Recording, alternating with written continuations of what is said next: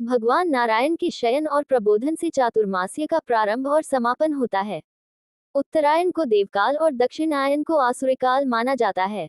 दक्षिणायन में सद्गुणों की शरण से बचने और बचाने के लिए हमारे शास्त्रों में व्रत और तप का विधान है।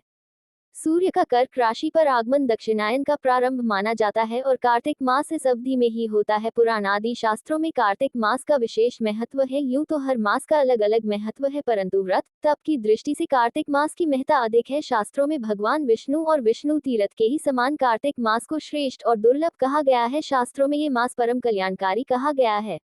सूर्य भगवान जब तुला राशि पर आते हैं तो कार्तिक मास का प्रारंभ होता है। इस मास का महात्म्य पद्म पुराण तथा स्कंद पुराण में विस्तार पूर्वक मिलता है।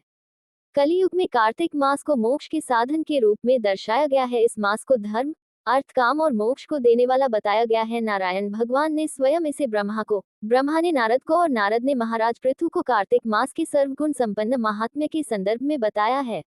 इस संसार में प्रत्येक मनुष्य सुख, शांति और परम आनंद की कामना करता है, परंतु प्रश्न यह है कि दुखों से मुक्ति कैसे मिले।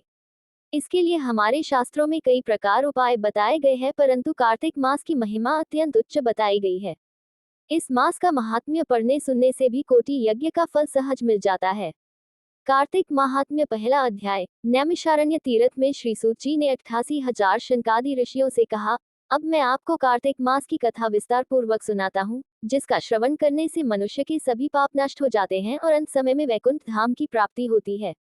सूत जी ने कहा, श्री कृष्ण जी से अनुमति लेकर देवर्षि नारद के चले जाने के पश्चात सत्यभामा प्रसन्न होकर भगवान कृष्ण से बोली, हे प्रभु, मैं धन्य हुई, मेरा जन्म सफल हुआ। मुझ जैसी त्रैलोक्य सुंदरी के जन्मदाता भी धन्य है, जो आपकी 16,000 स्त्रियों के बीच में आपकी परम प्यारी पत्नी बनी। मैंने आपके साथ नारद जी को वह कल्प वृक्ष आदि पुरुष विधि पूर्वक दान में दिया, परंतु वही कल्प वृक्ष मेरे घर लहराया करता है। ये बात मृत्युलोक में किसी स्त्री को ज्ञात नहीं है। हे त्रिलोकीनाथ, मैं आपसे कुछ पूछने की इच्छुक हूँ। आप मुझे कृपया कार्तिक महात्म्य की कथा विस्तार पूर्वक सुनाइए, जिसको सुनकर मेरा हित हो और जिसके करने से कल्पपर्यंत भी आप मुझसे विमुख न हो। सूत जी आगे बोले, सत्यभामा के ऐसे वचन सुनकर श्री कृष्ण ने हंसते हुए सत्यभामा का हाथ पकड़ा और अपने सेवकों को वहीं रुकने के लिए कहकर विलासयुक्त अपनी पत्नी को कल्पवृक्ष के नीचे ले गए। फिर हंसकर बोले, हे प्रिय, 16,000 रानियों में से तुम मुझे प्राणों के समान प्यारी हो। तुम्हारे लिए मैंने इंद्र एवं देवताओं से विरोध किया था। हे कांते, जो बात तुमने मुझसे पूछी है उसे सुनो। एक दिन मैंने श्री कृष्ण तुम्हारी सत्यभामा इच्छा पूर्ति के लिए गरुड़ पर सवार होकर इंद्रलोक जाकर कल्प वृक्ष मांगा। इंद्र द्वारा मना किए जाने पर इंद्र एवं गरुड़ में घोर संग्राम हुआ और गौलोक में भी गरुड़ जी गौओं से युद्ध किया। गरुड़ की चोंच की चोट से उनके कान एवं पूंछ कटकर गिरने लगे, जिससे 3 वस्तुएं उत्पन्न हुई। कान से तंबाकू, पूंछ से गोभी और रक्त से मेहंदी बनी। इन तीनों का प्रयोग करने वाले को मोक्ष नहीं मिलता। तब गौ ने भी क्रोधित होकर गरुड़ पर वार किया, जिससे उनके 3 पंख टूटकर गिर गए। इनके पहले पंख से नीलकंठ, दूसरे से मोर और तीसरे से चकवा चकवी उत्पन्न हुए। हे प्रिय, इन तीनों का दर्शन करने मात्र से ही शुभ फल प्राप्त हो जाता है।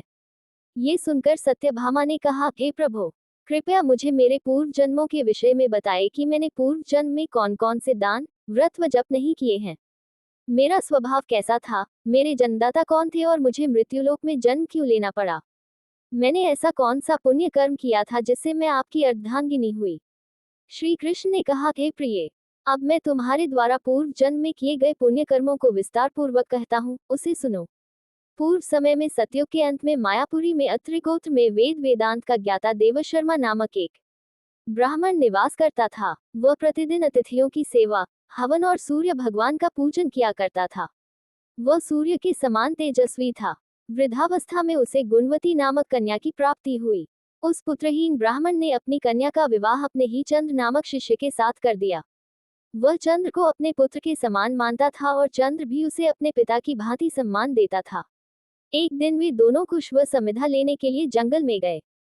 जब वे हिमालय की तलहटी में भ्रमण कर रहे थे तब उन्हें एक राक्षस आता हुआ दिखाई दिया।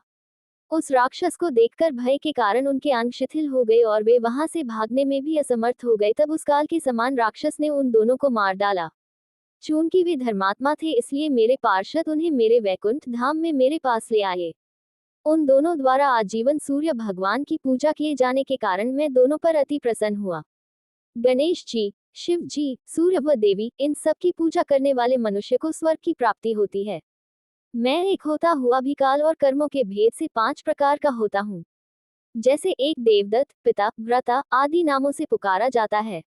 जब वे दोनों विमान पर आरूढ़ होकर सूर्य के समान तेजस्वी, रूपवान, चंदन की माला धारण किए हुए मेरे भवन में आए तो वे दिव्य भोगों को भोगने लगे।